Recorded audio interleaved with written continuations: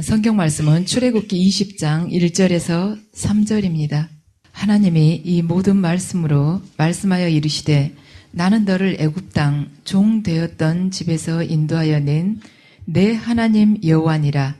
너는 나 외에는 다른 신들을 내게 두지 말라. 아멘. 이 시간에는 하나님의 백성에 대해서 말씀을 드리겠습니다.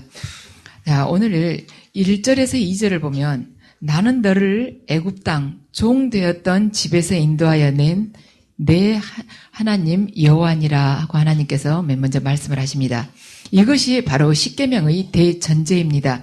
십계명이 중요한 첫 번째 이유는 뭔가 이집트의 노예에 지나지 않았던 이스라엘 백성을 하나님께서 당신의 백성으로 삼아주시면서 불러내시면서 주신 계명이기 때문에 십계명이 중요한 것입니다. 그래서 다시 말해서 죄와 사망의 노예였던 인간들을 하나님께서 불러내어서 당신의 백성으로 그들의 신분을 바꾸어 주셨습니다. 우리들이 죄와 사망의 노예 상태로 있었는데 우리들을 죄와 사망으로부터 건져내셔서 당신의 백성으로 하나님께서 신분을 바꾸어 주셨다는 것입니다. 그래서 그 신분, 하나님의 백성이라는 그 신분의 수준에 맞는 삶을 살도록 하기 위해서 요구하신 그 계명이 있는데 그 하나님 백성으로에 맞는 그 수준의 삶을 살아가기 위해서는 반드시 이 십계명을 지켜야 된다 하면서 주신 것이라는 것입니다. 그래서 유대인들은 말하자면 오늘 이 본문 1절에서 2절의 이 말씀이 유대인들에게 있어서는 십계명이 제1계명입니다. 십계명을 크게 보면 우리가 하나님 사랑과 이웃 사랑으로 볼 수가 있습니다. 그렇지만 그 근본적인 밑바탕을 보면 십계명에는 어떠한 것이 포함되어 있는가? 하나님 백성으로서의 요건이 어떠한 것인가? 또 한 가지는 뭔가? 하나님 백성이 존재하는 이유가 무엇인가? 이 두 가지가 십계명 안에 포함이 되어 있습니다. 무엇이 하나님 백성은 어떻게 해야만이 하나님 백성이 되는가? 두 번째는 하나님 백성이 존재하는 이유가 무엇인가? 이 두 가지가 십계명 안에 이렇게 드러나지는 않지만 저 근본 밑바탕에가 깔려 있다는 것입니다. 그렇다면 하나님 백성으로서의 요건이 무엇이라고 지금 십계명에 기록되어 있는가? 십계명은 하나님께서 한 나라를 세우시면서 하나님께서 다스리는 이 나라의 백성들에 대한 정의를 내리는 법입니다. 그러니까 하나님의 백성은 이러이러한 사람이다 하고 정의를 내려오는 것이 바로 십계명이라는 것이에요. 물론 하나님의 사랑과 이웃사랑 이 십계명 안에 포함이 되어 있지만 십계명 안에는 하나님의 백성은 이런 사람이란다. 그것이 지금 이 안에가 내포되어 있다는 것입니다. 그렇다면 누구든지 하나님 나라의 백성이라면 이 십계명에 나타난 10가지의 이 말씀, 여기에 따른 신앙과 바로 삶이 있어야 된다는 것입니다. 그렇지 않을 경우에 그들은 더 이상 하나님 백성이 아니든지 하나님께서 그들을 떠나든지 이 둘 중에 한 가지를 하신다는 것입니다. 여러분들 출애굽기 32장 7절을 한번 펴보시기 바랍니다. 32장 7절에서 11절을 보시겠습니다. 32장을 보면 모세가 하나님을 만나러 가죠. 여호와 하나님을 만나러 올라갔습니다. 그런데 모세가 빨리 내려오지를 않습니다. 그러니까 이스라엘 백성들이 기다리다가 지쳐서 아론에게 자기들이 섬길 말하자면 신을 만들으라고 그러죠. 그래서 아론이 이들에게 있는 금부치를 모아가지고 금송아지를 이렇게 만듭니다. 거기에 대해서 여호와께서 어떻게 모세에게 말씀을 하시는가?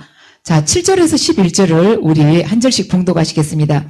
여호와께서 모세에게 이르시되 너는 내려가라. 내가 애굽 땅에서 인도하여 낸 내 백성이 부패하였도다.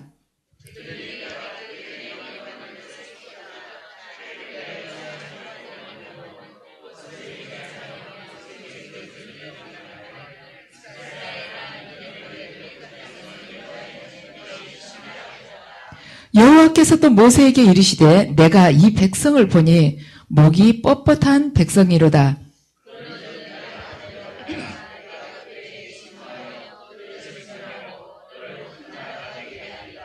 모세가 그의 하나님 여호와께 구하여 이르되 여호와여 어찌하여 그 큰 권능과 강한 손으로 애굽 땅에서 인도하여 내신 주의 백성에게 진노하시나이까. 자, 여기 7절을 보면 여호와께서 모세에게 뭐라고 말씀하시냐면 너는 내려가라. 네가 애굽 땅에서 인도하여 낸 내 백성이 부패하였도다. 하나님 계명으로부터 벗어나게 되자 여호와께서 모세에게 당신의 백성이 아니라 네 백성이라고 이야기를 하고 있습니다. 모세 너희 백성이다. 이제 계명을 어긴 사람은 하나님 백성에서 제외를 시킨다는 거예요. 하나님 당신께서 직접 말씀하신 것입니다. 바로 내 백성이 부패하였도다. 부패한 자는 하나님 백성이 아니라는 것입니다. 그런데 모세는 11절에서 애굽 땅에서 인도하여 내신 주의 백성, 당신의 백성에게 왜 진노를 하냐고 모세가 지금 중재를 하고 있지 않습니까? 그래서 하나님께서 당신께서 이렇게 우리에게 주신 이 십계명을 어길 때는 당신의 백성이 아니라는 것입니다.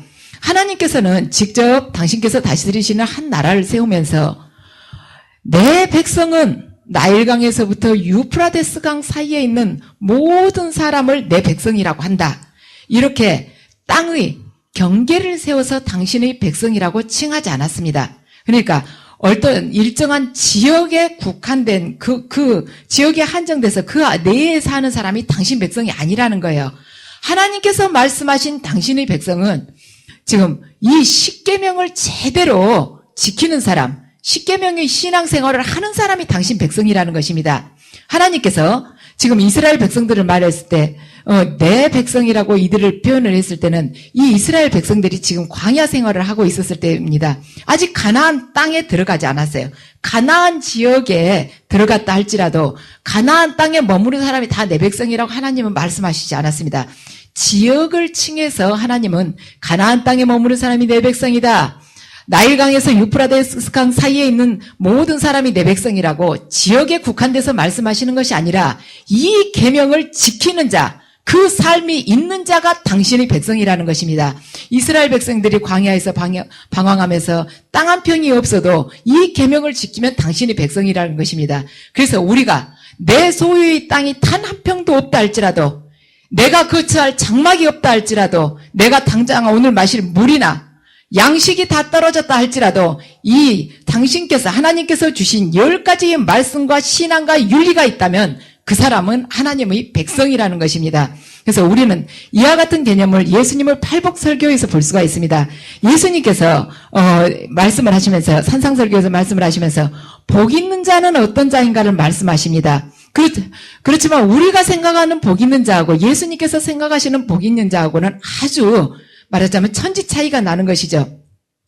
예수님께서 생각하시는 복 있는 자는 마음이 가난하고 마음이 애통해야 할 줄 알고 온유한 자가 복 있다고 말씀을 하십니다. 그렇지만 이 세상 사람들이 생각하는 복 있는 사람 뭔가 부자이고 절대 애통하지 않고 항상 즐거워야 되고 절대 어디 아프지 않고 건강해야 되고 이런 사람이 복이 있다고 생각을 하고 있습니다. 그렇지만 예수님께서 말씀하신 8가지 말씀은 예수님께서 말하자면 세우시는 하나님 나라의 백성의 특징이라는 것입니다. 네가 진정 하나님 나라 백성이냐? 그러면 너는 어떤 특징을 가져야 하느냐? 마음이 온유한 자가 되어야 된다. 애통해야 하는 자가 되어야 된다. 정말로 마음이 가난한, 심령이 가난한 자가 되어야만이 네가 하나님 나라의 백성의 그 공통적인 특징을 네가 가지고 있단다. 왜 마음이 가난하고 심령이 말하자면 애통해야 할 줄 알고 온유한 자가 왜 복이 있는가? 이유는 천국이 그들의 것이기 때문에. 그래서 하나님 나라 백성의 특징은 이 예수님께서 말씀하신 이 팔복에 들어있는 자들이 그러한 심령을 가지고 있는 자, 그러한 삶을 가지고 있는 자가 하나님 나라 백성의 특징을 소유한 자라는 것입니다. 그렇다면 두 번째, 하나님 백성이 존재하는 이유는 무엇인가? 인간에게 있어서 중요한 것은 이 세상에서 망하지 않고 성공하면서 승승장구하면서 살아가는 것이 인간에게 있어서 중요한 것입니다. 그렇지만 더 중요한 것은 무엇인가? 하나님께서 존재하신 것을 깨닫고 그 존재하심을 깨달았으면 나는 어떻게 살아야 되는가를 깨닫는 것이 더 중요한 것이라는 것입니다. 그래서 이스라엘 백성들이 존재한 이유가 뭔가, 이스라엘 백성들이 왜 이 땅에 존재하는가, 그 미미한 소수가 왜 존재하고 있는가. 하나님께서는 수많은, 말하자면 사람들이 이 지구상에 존재하는데 왜 그 극히 미미한 이스라엘 백성 소수를 택하셨는가. 그래가지고 드러나지도 않아. 그들을 자칫하면은 말하자면 산산이 해체될 정도로 그 정도로 그들을 당신의 백성이라고 처음부터 택하셨는가. 그분의 순수성 때문입니다. 절대성을 당신께서 나타내시기 위함입니다. 더 큰 자를 택하실 수도 있었습니다. 하나님께서는 그렇지만 당신께서 작은 것을 택하심으로 해서 당신께서 절대적으로 순수한 하나의 백성을 택하심으로 해서 당신의 뜻을 펼쳐 보이신 것입니다. 절대 두렵게를 안 하세요. 하나님께서는 이 땅에 육신으로 예수 그리스도를 보내셨습니다. 그렇지만 그분이 말하자면 황제처럼, 로마의 황제처럼 건장하고 멋지고 위용을 갖지 않았습니다. 아주 초라하고 가난하고 누구든지 대하기 쉬운 그런 목수의 모습으로 이 세상에 보내셨습니다. 예수님께서는, 즉 하나님께서는 이 땅에 당신의 모습을 보이실 때 누구든지 창녀도 죄인도 가깝게 할 수 있는 그러한 모습으로 우리 앞에 나타나게 하십니다. 그래서 우리에게 어떤 누군가가 하나님의 뜻을 전할 때 그 사람이 우리가 보기에는 참 별거 아니게 보일 수 있어요. 하나님께서는 그렇게 가깝게 우리가 누구든지 말하자면 거리감 느끼지 않고 위화감 느끼지 않고 가깝게 대할 수 있도록 당신을 그 사람 안에서 우리에게 펼쳐 보이십니다. 자, 우리가 이스라엘 백성, 지금 영적인 이스라엘 백성이 바로 우리들이지 않습니까? 우리들이 존재한 이유가 뭔가? 이 세상에 문명을 꽃피우기 위해서인가? 그건 아닙니다. 하나님께서 이 세상의 문명을 발전시키기 위해서 당신께서 우리들을 직접 택하신 것이 아닙니다. 그렇다면 국력을 강하게 해서 여러 나라를 정복하게 하기 위해서 이스라엘 백성을 택했는가? 그것이 아니라는 것입니다. 이스라엘 백성이 존재하는 이유는 강대하고 부강한 나라가 돼서 주위의 다른 나라들을 다 정복해서 아주 넓은 땅덩어리를 소유하고 지배하도록 하기 위해서 이스라엘 백성을 택했다는 것이 아니라는 것입니다. 성경을 보면 그 증거가 나옵니다. 다윗이 국력을 강하게 해서 다른 나라를 정복하려고 군사를 계수할 때 하나님께서 경계를 하셨습니다. 그것만을 보아도 하나님께서 이스라엘 백성을 택한 이유는 국력을 강하게 해서 다른 나라를 정복하고 다스리게 하기 위함이 목적이 아니라는 것입니다. 이스라엘이 존재하는 이유는 무엇인가?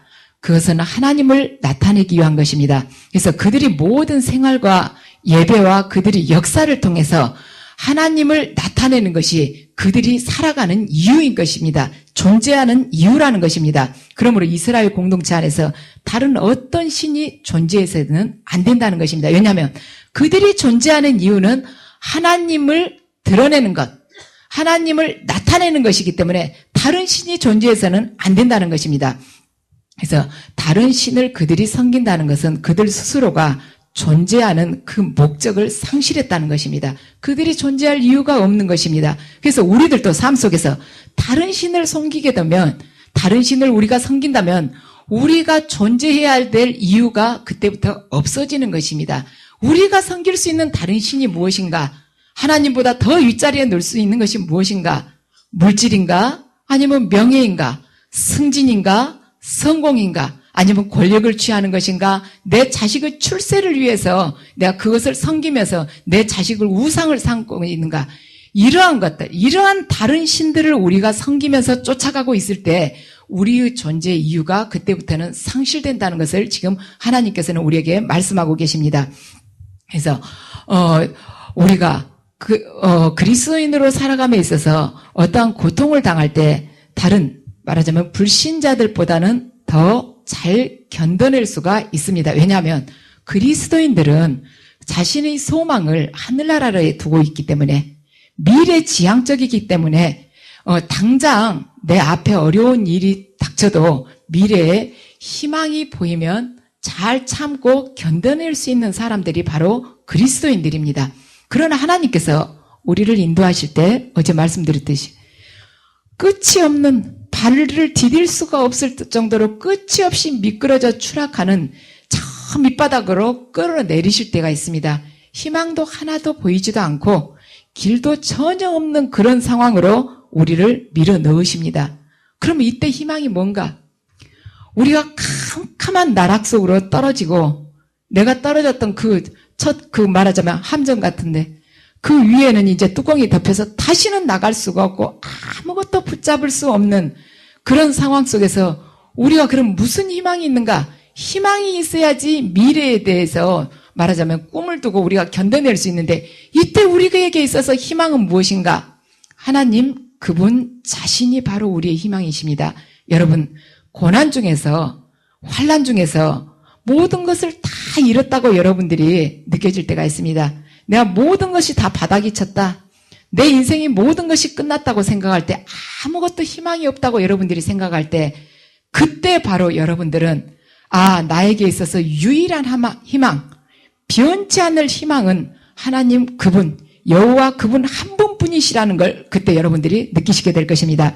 그래서 이 세상에서 내가 물질적인 것, 이 육적인 눈으로 바라보고 내가 이 육의 이 손으로 쥘 수 있는 것이 아무것도 없을 때, 그때 아무 희망이 보이지 않았을 때, 그때 내가 하나님께 희망을 둘 수 있는 것은 내가 창조주를 알았다는 것, 그 자체 때문에 우리가 하나님 그분이 내 본 마음 저 깊이에서 희망의 전부일 수가 있습니다. 그래서 그러면 그때 내가 가야 할 길이 무엇인가? 나는 이제는 희망이 하나님밖에 없는데 그때 내가 가야 할 것은 그 길은 무엇인가? 하나님 그분이 바로 우리가 가야 할 길입니다. 예수님께서는 내가 길이요 생명이요 바로 내가 진리라고 말씀하셨습니다. 그때 나의 생명이 바로 하나님 자체이십니다.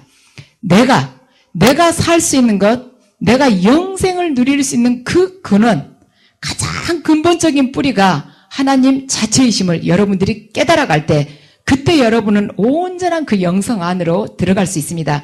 여러분들이 이 세상 것을 모두 내려놓고 영이신 하나님 그 자체, 내가 손으로 쥘 수도 없고 이 육의 눈으로 찬찬히 바라볼 수도 없지만 그 영이신 그 하나님이 내 심령 안에 각인되어서 나의 희망이요 나의 길이요 나의 생명임을 깨달을 때 여러분들은 그때야 믿음이 반석 위에 올라설 수 있는 것입니다. 그리고 그때 여러분들은 세상 속에서 어떤 환란이 닥친다 할지라도 이 세상을 이겨낼 수 있는 힘을 진정한 생명이신 그분으로부터 계속해서 공급을 받을 수가 있습니다. 톰 해리슨이 쓴 I'm okay, you are okay 이 책을 보면은 해리슨이 뭐라고 이야기를 했냐면 이 세 가지 연유가 있으면 사람은 달라지는 것이 가능하다고 써놨습니다. 세 가지 무엇이 있으면 사람이 달라질 수 있는가? 첫 번째는 모든 지식과 의지를 다 버릴 정도로 어려운 고통을 당해야만이 사람이 변한다는 것입니다. 그래서 고통이 없이는 사람은 절대로 발전하지 못한다. 무사태평한 사람이 변화되는 거 보셨습니까? 항상 편안하고 안일한 사람이 변화된 거 보셨습니까? 생사의 갈림길 속에서 시시각각 죽음이 내 앞에 닥쳐온다고 생각할 때 그때 사람은 변화가 될 수 있습니다. 그래서 고통이 없이는 사람이 변화가 될 수가 없다. 두 번째는 소망이 끊어질 때 사람이 변하게 됩니다. 말하자면 이제는 다 끝났다 싶을 때 내 인간의 능력과 그 한계를 이미 벗어섰다. 나는 도저히 할 수 없다. 모든 것을 다 잃었다. 그 절망 속에서 인간은 자기 생의 궤도를 완전히 수정해서 새로운 길로 돌아설 수 있는 그러한 변화를 가져올 수가 있다는 것입니다. 세 번째는 내가 새로운 진리를 발견했을 때 지금까지는 한 번도 깨닫지 못한 새로운 영원 불변한 그 진리를 발견했을 때 인간은 새롭게 변화될 수가 있다는 것입니다. 내가 한 번도 가보지 않았던 그 세계, 영원한 성령님의 그 세계, 그 세계를 발견했을 때 인간은 새롭게 변화된다는 것입니다. 그래서 우리들 모두 이미 죄와 사망 속에서 그들이 노예가 되어 있었습니다. 나는 모든 것을 포기했었어요. 나는 하나님으로부터 버림을 받았고 하나님 가까이 간다는 것이 내가 너무 추악한 인간인 줄 알았는데 하나님께서 나를 붙들고 계심을 깨달았을 때 나는 충분히 변화될 수가 있습니다. 나는 아무 쓸모없는 자인 줄 알았는데 하나님께서 지금 나를 소중히 쓰기 위해서 지금 부르고 계신다는 것을 깨달았을 때 여러분 삶의 궤도를 단호하게 수정을 할 수가 있습니다. 유한한 인간이 이 세상의 것을 배경을 삼아서 살아갈 때 어떻게 자기 인생과 자기가 그 안에서 살아갈 수가 있겠습니까? 여러분들 생각해 보세요. 어떤 바보도 저기가 흰색 벽이 이렇게 있다면 거기에 가서 흰색 옷을 입고 서서 거기 서서 사진 찍은 사람이 어디가 있겠습니까? 여러분들 여기 와가지고 여러분들 하얀색 옷 입고 서서 자 사진 찍어달라고 할 사람이 있습니까? 흰색 배경이라면 최소한 푸른색이든 아니면은 노란색이든 분홍색이든 그런 옷을 입고 사진을 찍지 않겠습니까? 인간이란 유한한 이 땅에서의 삶을 살아야 되는 것입니다. 이 세상은 결코 영원하지가 못합니다. 이 세상은 말하자면 결코 썩어 없어지고 사그러질 것들이에요. 그런데 이 세상을 배경으로 우리가 살아간다면 말하자면 유한한 이 세상, 언제든지 변할 수 있는 이 세상을 배경으로 유한한 인간이 길어봐야 100살밖에 살지 못할 이 유한한 인간이 유한한 것을 배경으로 살아간다면 하얀색 배경 바탕에 흰 옷을 입고 서서 사진 찍으려는 사람하고 똑같지 않겠습니까? 썩어 없어질 세상에 세상 안에서 썩어 없어질 것을 추구하고 살아간다면 여러분들의 삶 속에 무엇이 남아있겠습니까? 그래서 이 소멸의 과정에 있지 않는 것은 소멸의 과정을 초월한 것은 하나님 한 분뿐이십니다. 그래서 우리가 무엇을 배경으로 삼느냐가 우리 인생에 있어서 중요한 것입니다. 내가 누구의 말하자면 누구를 나타내고 살아가느냐 이 세상에서 무엇으로서 온전한 쓰임을 받느냐 그것이 우리 삶 속에서 중요하다는 것입니다. 이렇게 광석을 캐는 어떤 인부가 쇳덩어리를 말하자면 철광석을 거기서 캐냈어요. 그래가지고 그걸 가지고 할 수 있는 것이 여러 가지가 있습니다.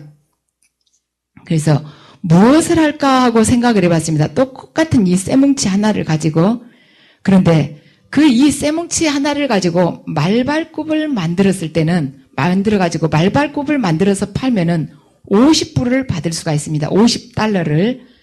그런데 그 이만한 쇠뭉치를 가지고 바늘을 만들어서 팔면 500달러를 받을 수가 있었습니다. 그런데 이만한 쇳덩어리를 가지고 말하자면 조그만 조각상을 멋지게 만들어서 팔면 그때는 5,000불을 받을 수가 있었습니다. 그런데 그 쇳덩어리를 가지고 고급 시계를 만들어서 팔았을 때 그때는 5만 불짜리가 되었습니다. 그래서 여러분들 내 존재 이유가 무엇인지를 깨달았을 것입니다. 여러분이 지금 내가 하나님 백성의 그 자리에 머물러 있느냐 하나님이 모세에게 네 백성이라고 말하는 그 자리에 머물러 있느냐 여러분 자신을 한번 점검해 보시기 바랍니다. 그렇다면 여러분께서 하나님의 백성이라면 여러분이 왜 존재해야 되는 이유를 여러분께서 아실 것입니다. 무엇 때문에 존재해야 되는가? 우리는 하나님 그분을 이 세상에 온전히 드러내기 위해서 존재하고 있습니다. 그러면 여러분 무슨 도구가 되고 싶으십니까? 이 세상 것에서 이 세상 속에서 썩어 없어질 것 속에서 그것들을 파헤치고 딛고 다니고 그것들을 말하자면 짓이기고 그 안에서 같이 뭉개고 살아가는 말발굽이 되고 싶습니까? 아니면 하나님께서 원하시는 그 카이로스 시간 구원의 시간을 나타내는 고급 시계가 되는 그 삶을 살고 싶으십니까? 인생이란 길어봐야 100년입니다. 우리 모두 다 알몸으로 와서 알몸으로 죽는 그 두 개의 알몸 사이의 그 길을 걸어가고 있는 지금 순례자들인 것입니다. 그러면 여러분들 말발굽이 되시겠습니까? 아니면 고급 시계의 삶을 살고 싶습니까? 이 세상 속에서 썩어 없어질 것을 살아가면서 다른 신을 섬기면서 살고 싶습니까? 아니면 여호와 하나님을 섬기면서 살고 싶습니까? 여러분들이 이 시간 택하시기 바랍니다. 여러분들이 지금 난관에 있을 수 있습니다. 물 한 방울 없는 르비딤과 같은 삶을 살 수가 있습니다. 그렇지만 여러분들이 이 물 한 방울 없는 르비딤 안에 존재한다 할지라도 여러분들이 소망을 하나님 그분 자체에다 두실 때 이 안에서 여러분들은 영혼을 캐낼 수가 있고 영혼의 주인이고 영혼의 역사를 이끄시는 그 영원하신 하나님 안에서 여러분들은 새로운 역사, 온전한 생명을 드러내는 그런 역사를 일구시는 주역이 되실 것입니다. 여러분들 이 시간에 반드시 결단하시기 바랍니다. 내가 말발굽이 될 것인가, 고급 시계가 되어서 영광스러운 그 하나님을 드러내며 살 것인가 결단하시기 바랍니다. 수고하셨습니다.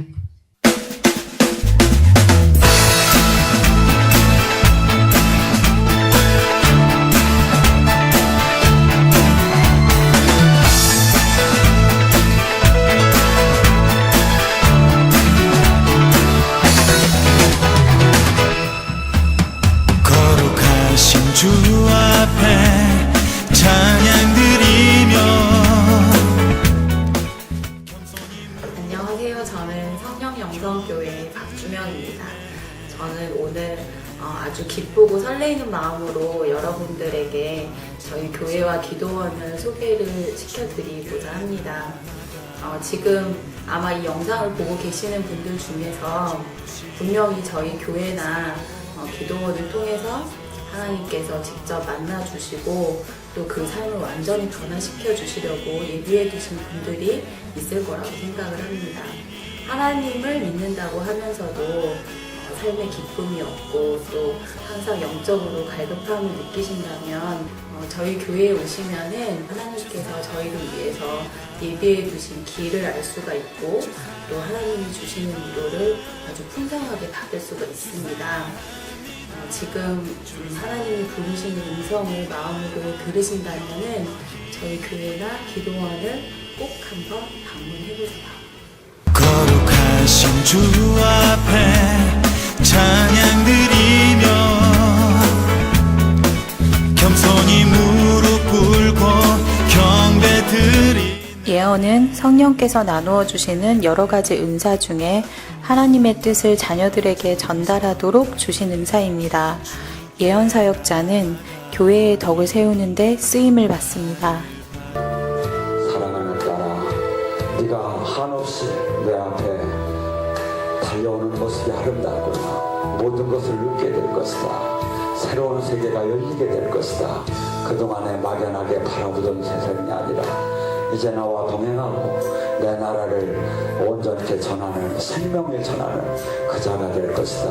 네 안에 오늘 가득히 생명을 품노라. 이런 예언 사역을 통해서 성도들은 우리 삶을 섬세하게 돌아보시는 하나님의 사랑뿐 아니라 우리 삶의 걸음마다 늘 인도하시고 또 동행하시는 하나님의 은혜를 체험합니다.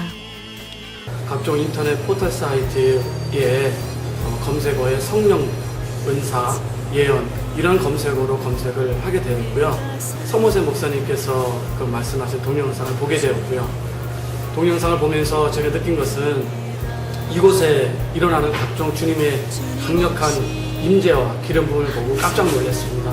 이곳은 치유, 예언, 통변, 각종 기름 부음이 일어나는 정말 주님이 살아계시고 주님의 뜻을 전하는 그런 곳이 알게 되었어요. 그래서 충주 기도원을 가게 되었죠. 목사님께서 저에게 하시는 예언을 듣게 되었습니다.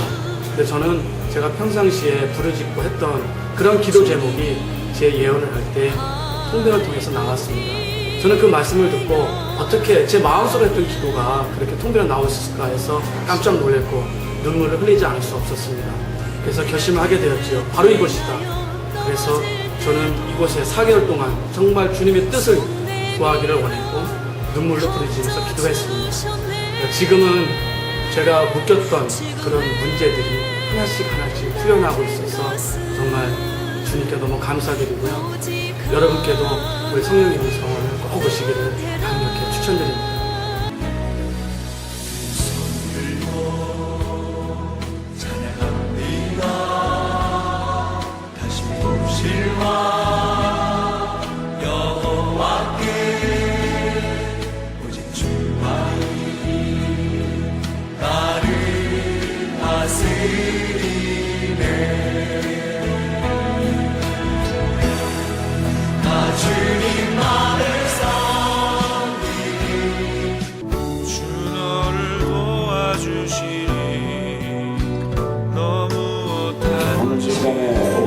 치유되길 원합니다.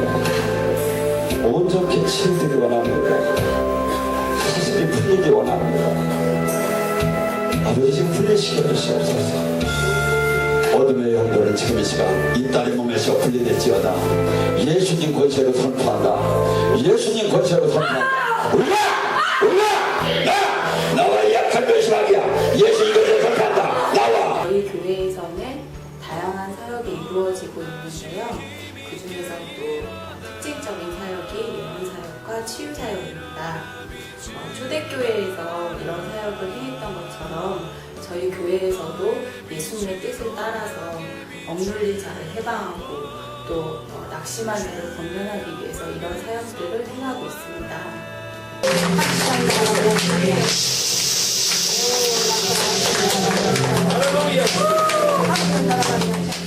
성령님의 역사하심을 통해서 어둠의 권세로부터 해방이 될 수 있고 또 하나님의 자녀로서 마땅히 누려야 될 축복들을 누릴 수가 있습니다.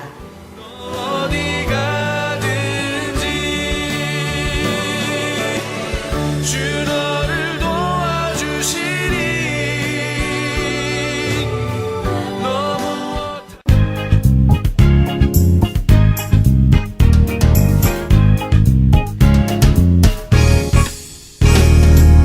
무엇이 행복이냐 묻는다면 당신은 무엇라고 말할래요? 하나님을 찬양할 수 있다는 것, 이것이 인생의 자명복이죠. 성령님께서 임재하시는 이곳에서 기도 훈련을 받고 영이 조금씩 열려가고 새로운 영적 체험을 겪어가면서 그런 과정 속에서 믿음이 점차적으로 성장하고 성경의 말씀들이 머리가 아닌 가슴으로 더 깊게 깨달아가고 있습니다. 성령님의 강력한 역사가 있고 주님 앞에서 온전히 순종하는 삶을 살고 계시는 목사님과 원장님이 계시고 또한 깨끗하고 투명하게 운영되고 있는 이곳 성령 영성 기도원으로 영적으로 발급한 주님의 많은 자녀분들이 인도받고 주님의 은혜 속에서 묶임이 풀리고 축복받는 삶을 사시게 되기를 진심으로 원합니다.